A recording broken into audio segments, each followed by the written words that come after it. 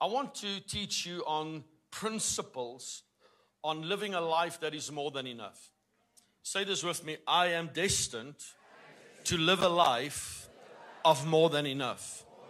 Tell the person next to you that didn't say anything, say, I'm going to live a life of overflow. Amen. God wants His children to live in overflow.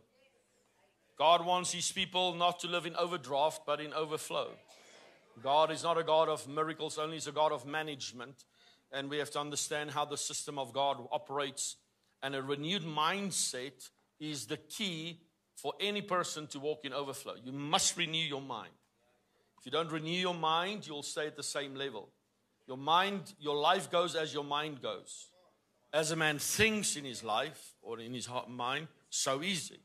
So if you think poor about yourself, that's how you're going to be. If you think everybody hates you, that's just how it is.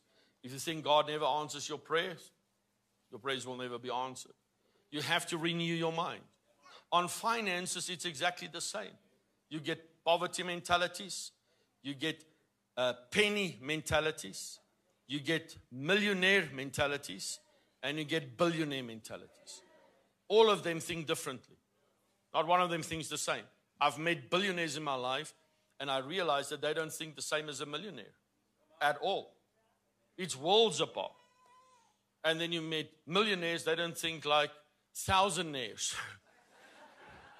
Thousandaires don't think like hundredaires. I don't even know if that's right English words, but we're making it up as we go.